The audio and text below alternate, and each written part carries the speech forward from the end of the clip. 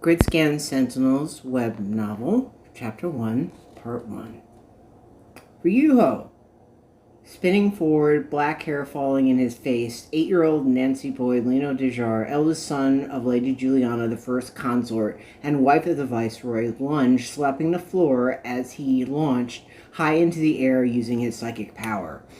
The wide-open dojo gave him ample room to maneuver as he sailed over his 7-year-old, chestnut-haired younger brother Ryuho's head, who smirked, playfully stoic, as he feinted, ready to counter. Nino threw the sparking energy globe laced with his Aegis, the manifestation of his psychic power, as it flashed, picking up speed. Hurtling the globe at him, Ryuho jerked, dodging quickly, his feet sliding across the slick floor as the projectile flew past him. Flicking his wrist, Aegis whacked backwards. Ryuho put his foot up, stomping on the wall, leaping as the globe bounced hard off the shiny, polished hardwood floor. His right sole hitting the wood panels, he raced up the wall using his psychic power, pushing off, then somersaulted backwards, catching the Aegis globe in midair, then sneering, crouched the landing feet wide as Lino grabbed his knees, catching his breath, tired out, having trained for the past hour. Ryuho chuckled. "Lino, stupid. Thought I couldn't catch it?" "Play nice, Ryuho. You know Lino's power hurts him." Ryuho pouted, corrected, head down. "Yes, mother." Lady Juliana smiled, lowering her eyes a touch, a warning to Ryuho, remaining aloof as she filed her nails, keeping her boundaries, remaining standoffish, not wanting her sons to be too dependent on her for validation. Immaculate as always, she finished off her crimson-cuffed designer white suit with a plunging neckline, revealing her subtle, yet aptly endowed, ample cleavage, a hint of elegant rose lace from her bra peeking out, teasing. She accentuated her look with a pair of exquisite, shiny, red sling-back high heels, perfectly matching the bra's lace. Definitely not an afterthought. Her upscale high-class uniform, that of a powerful socialite, well-respected in society, and well-deserved. Her reputation as posh teen cover model in her youth, strutting the catwalk, the hint of ageless beauty was not lost on the now 38-year-old mother of 2 growing boys in line for the Pacific Territory's throne. Her untarnished features were the very reason Charles Dejar, the Viceroy of the Pacific Territories, had taken her as first consort, an elegant prize for an innocent 16-year-old debutante from a rich, powerful political family. First consort was the highest honor for a woman in the Pacific Territories. Juliana was the only betrothed consort among many that Charles Dejar had claimed and slept with through the years. Even she was unaware of how many children the Viceroy had sired in his tenure. His various fleeting love interests claimed as conquests in his consorts. Ryuho's mother, as such, a lower consort, had never been recognized. He used her only for her childbearing ability, and because, well, Charles fancied her in bed, his lust, one of the Viceroy's known quirks that had caused 1 or more scandals among his sworn ministers, one that Mr. Stewart, the lead minister of Parliament, and closest political ally, had found himself having to clean up or even make disappear. Yet the Viceroy allowed Juliana the honor to be his betrothed. The woman he married, it was an honor no other consort held, and it was her rank as first consort that she remained unmatched, holding the much-coveted title of the Viceroy's wife. Charles Dejar was the Viceroy of the Pacific Territories, ruler of the city, the echelons, and the zone. His two young sons, Emiliano, nicknamed Lino, and his younger half-brother Ryuho took military drills daily in the Imperial Guard dojo housed in the family wing of the Viceroy's palace, in the many rooms allocated to Royal House Dejar of the Viceroy, the second of the noble houses of the Pacific Territories, only subordinate to Royal House Ilion, the house of the Imperial Emperor. The boys' training sessions were led by Imperial Guard Rank Septentrium Shannon, a highly decorated member of the Sentinels Defense Force. Holding position as second in command in the Imperial Guard, he held, as was his due, and well earned, the highest rank as weapons master, wielder of the sacred Imperial Guard sword called the Death Scale, that has seen many battles since the founding of the Empire. Today's drills, the boys were testing to qualify for the outsourcing program as potentials. The highly selective Special Psychic Military Training Program was for grade school children, and the test was an official evaluation as CODIS potentials on first manifestation, when the very first signs of psychic power could be seen. This young, if side training was started, young children could begin to master their power through puberty, which was often difficult for psychic children who little understood themselves, let alone those with power that many did not understand, and some in society found frightening, and many saw as dangerous to the social order and deviant. To some, the anti-psychic laws, like Article 15, banned use of psychic power in public, and the propaganda from the government that psychics were dangerous or even insane forced some in the city, who could not afford such training and lost control of their power, to flee to the echelon slums, give up their entire lives, and hide, hoping to avoid the stigma and the re-education nightly raids on psychics by the zone police, where those who revealed their psychic power often just disappeared at night without a trace. Juliana had insisted her sons would not meet that fate when they first started to manifest the Aegis. As CODIS users, those who possess psychic power caused by the ubiquitous radioactive fallout permeating the air from the nuclear bomb dropped on the Pacific Territories by the Atlantean Federation. Lino's readings had been extremely high on first manifestation, as the early hints of latent CODIS ability first started to show when he was 6 years old.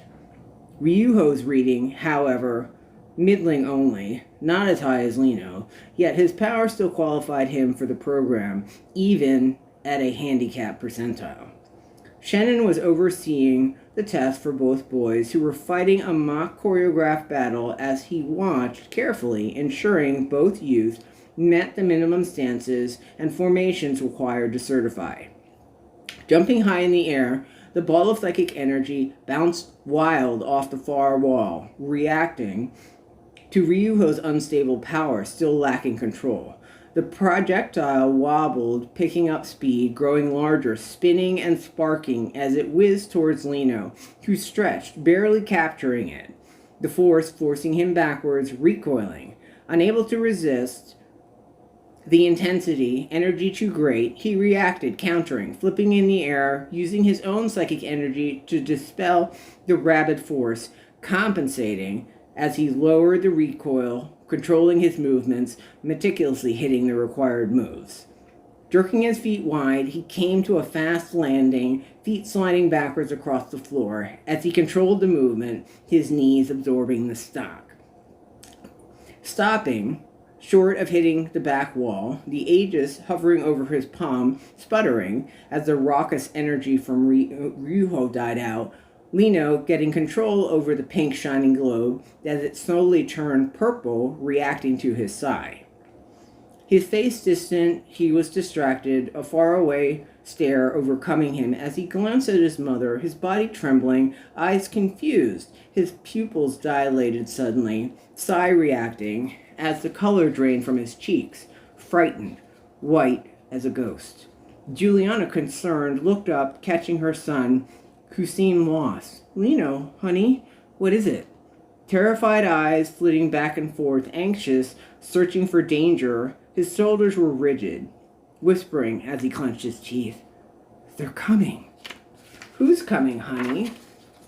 The Aegis globe disintegrating into beads of light, Lino fell to his knees, slapping hands over his ears, cringing, teeth clenched, as the palace alert system flashed red hollow alerts through the room, covering the walls, the ceiling, hovering, warning of imminent danger, and a verified threat to the palace and the royal family.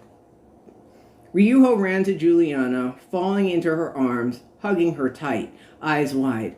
Mother, what's happening?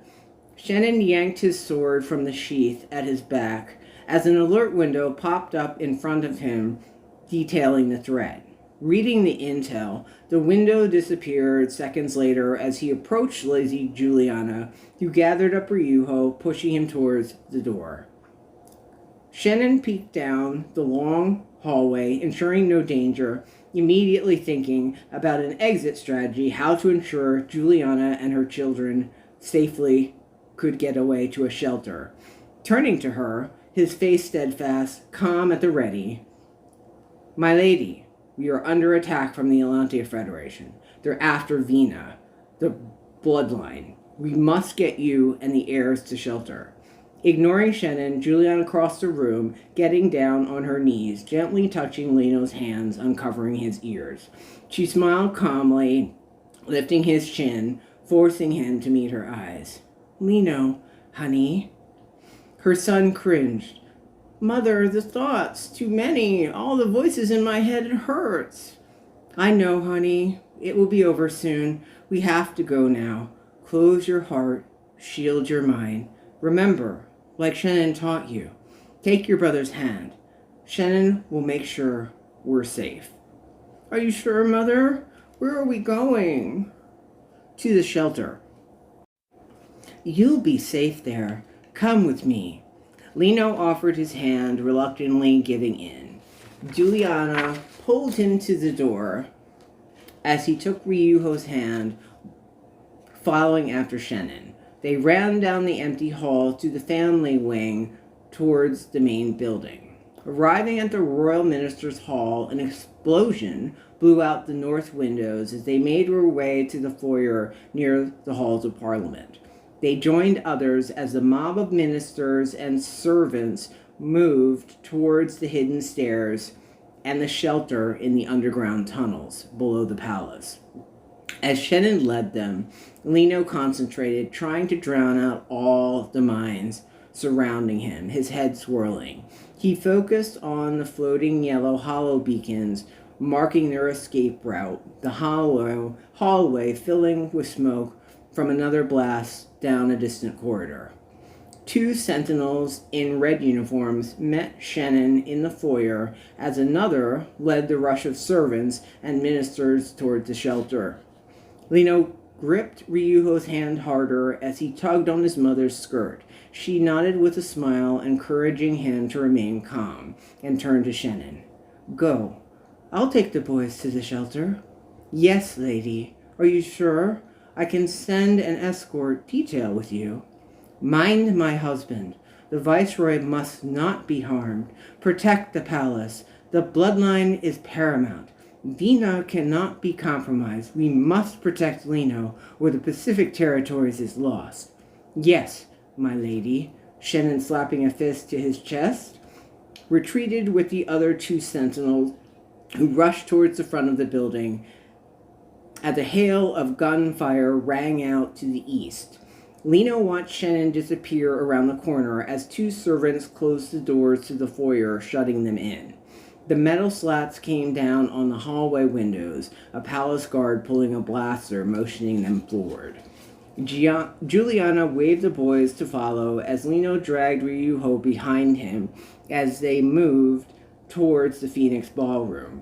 Weaving through ministers, rushing about carrying papers and filing boxes, trying to protect sensitive data in a flurry of voices and minds, the smell of smoke as they burned classified memos and sensitive documents, overwhelming as a cloudy haze filtered from down the hall. Juliana made her way with her children, seeing the sign for the stairs to the underground shelters. Fingers slipping, Lino lost hold of his mother's hand, then everything exploded, engulfed in calamity. He heard yelling as sirens assaulted, the ceiling crashing down all around them. Lino's entire world was thrown into a tornado, assaulted by thoughts, screams of pain, engulfed in utter chaos and noise. The hallway thundered, walls shaking as the world went black. Silent death washed over the hallway. Nothing moved. Just darkness. Minutes, like hours, passed. A tiny glow seeped through the swirling dust. Ears ringing, Lino stirred, blinking in slow motion. The world blurry as he regained consciousness, face down in a pile of debris. Looking up, he noticed huge concrete slabs hovering above his head, held at bay, controlled by his psychic power. The foyer, white hot, smoke billowing everywhere. The palace sirens dopplered as they filtered in, growing louder, screaming as they assaulted his ears. A heavy weight pushing on his temples, he wiped sticky wet from his forehead, crimson dripping from his fingers as he looked up, seeing the huge marble slabs, once standing pillars that held up the roof, the enormous concrete blocks, and regal 10-meter glass ceiling chandelier precariously was hovering, swaying above his head. His psychic power had kicked in by instinct, his mind fighting to keep his young body alive. He swiped his hand to the left. The heavy slabs shivered, held at bay above him precariously, then shattered into thousands of tiny pieces, the shards of glass and concrete falling away. Strength fading, he tried to catch his breath, having used too much of his power. As he gasped, disjointed thoughts swirling, exhausted, his abilities taxed to their limit, the aegis began sparking around his fingers like glowing bursts of light. Blinking as he tried to remain conscious, head pounding, vision blurry, he sat up, eyes watering from the swirling smoke. Scanning the hall, terror rattled his bones, emotion flooding, fueling a sharp ache in the pit of his stomach, as he saw one of his mother's shiny red, high-heeled shoes resting in a pool of blood near a large concrete slab. He jerked, trying to move, to get to her, the need to see his mother smothering him as the ache of abandonment overwhelmed. Frantic, he clawed at the air. "Mother, where are you? Mother!" Black spots overtaking his sight, he blinked hard, vision fading in and out as he cringed, feeling a stabbing in his head. He plastered his palms at his temple, hoping to dull the pain that shot through him like 1,000 daggers, stabbing his skull, the aegis sparking wildly about his hands, losing control of his side. Power taxed on the brink of exhaustion, his aegis crawling up his arms as it sparked over his fingers, growing in intensity. He tried miserably to fight back the deluge of emotions that overtook him, hitting him hard, filling him to overflowing, his mind spinning in horror, unable to find his mother. Smoke making it hard to focus, a blurry figure hovered over him, seeing a hand extended, looking up into a red sentinel's uniform with the white cross emblazoned on the chest. Unable to make out the face of the person before him, the throbbing in his head distracting as he tried to fight back the nausea, tried to concentrate. A third blast hit the building, shaking the floor, sending fissures cracking under his feet, ripping up marble tiles like crepe paper. Debris shooting from every direction and the walls, Lino ducked, hiding his face, as concrete and marble flew all around him. The sirens deafening, his simple, sheltered world, once calm, had been shattered in an instant with the deadly force of a tsunami. A gentle voice broke the chaos, peaceful, like from an angel. "Let's find your brother." A prickle flooded him with fear, overtaking as his mind snapped, realizing Ryuho wasn't with him. Knees shaking as black spots overwhelmed, the edges of his vision filtered out as if he was swallowed up into a deep black, the outline of a face in front of him fading into a blur of flickering lights, like colored pixels, only the red cross of the sentinel's uniform before him as it too faded into darkness, into memory, as he collapsed to the floor, unconscious. "Prince Lino, wake up. Prince, come back to me. Get him to safety. He is the bloodline." Shannon picked up Lino, disappearing into the smoke. End of part 1. Thank you for listening to part 1 of the Grydscaen Sentinels web novel audio drama. We will have more parts of the free web story that is available on natsukoarts.com. New episodes will be published regularly, and if you subscribe to the Grydscaen newsletter, you will get early access to the individual episodes. So thank you very much for stopping by. Like and subscribe.